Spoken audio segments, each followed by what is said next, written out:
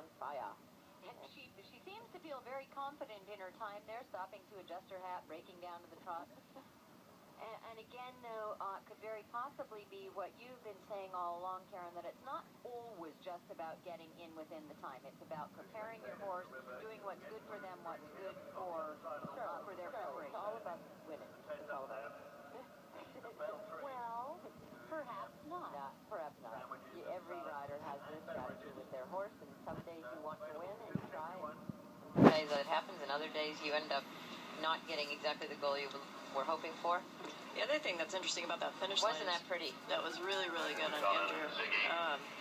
But saying that finish line is really close to the last fence, so it's not like you're going to be making up much time there at the end. You're not going to see a lot of riders going for it too much there, I don't think. That's true. We have the final score now for Kate Chatterton and Buck Arrow. You know, we saw that unfortunate run out that they had there, 20 jumping penalties, 18 time penalties, and that's a total now for Kate Chatterton on her first ride, Buck Arrow, of 118.2. At the start box, it's Brian Wood and Fernhill Classic. We've got Andrew making his final turn to the Stonehenge complex. You're coming through a picture frame over a vertical, 3 strides, and he had to really make that 3 strides work. He jumped the very wide side of that, taking down the back red flag, which means that the horse had to really stretch to get across that. Sometimes when you're having to make the move, you lose a little bit of your line of direction, but Ziggy is very experienced, and now Ziggy's not taking any answers from Andrew at that moment. He's like, you just hold on, I've got this figured out.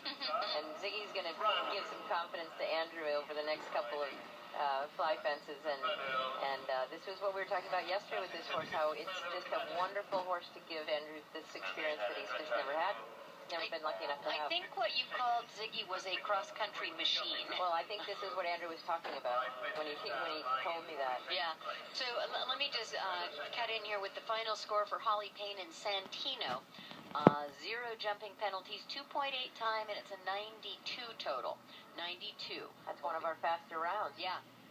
It is the fastest round at this point, sure. It's a really, really zippy little number. Pretty groovy unit, as they say. Who? Karen says. I just wanted, I'm going to say who says groovy number. No, groovy unit. A groovy unit, yeah, no, who says that? It's a groovy unit. It's, I don't know. Look at that horse go. He's just loving this cross country. He's so familiar with it. He's just taking Andrew for a ride. Well, but I have a lot of time for Andrew. I think he's a supernatural rider, really good athlete, and beautifully ridden there. Works so hard on his riding and on his program, and this horse is giving him immeasurable experience.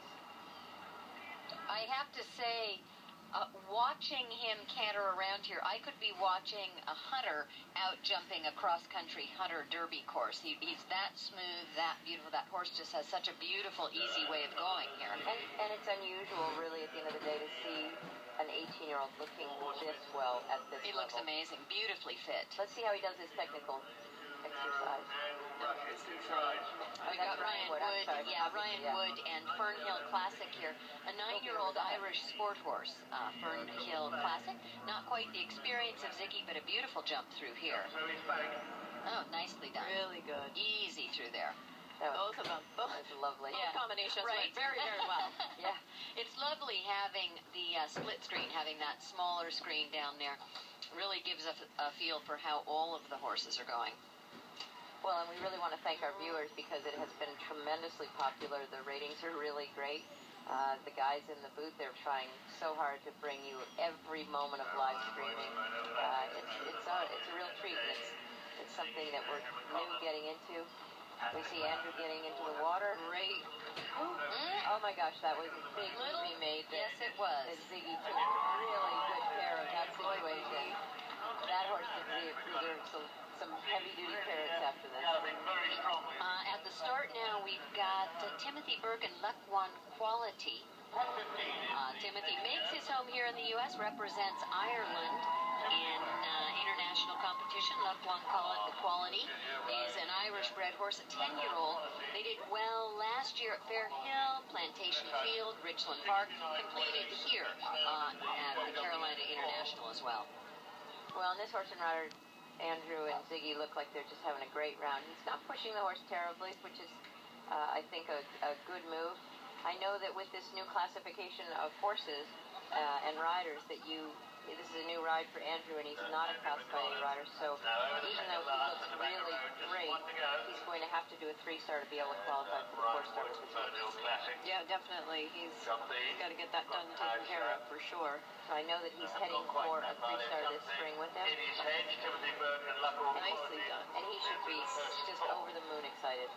I would be to ride that horse. Oh, boy. Absolutely. I could actually come out of retirement, too. Yeah, you could. Oh, easy now, easy.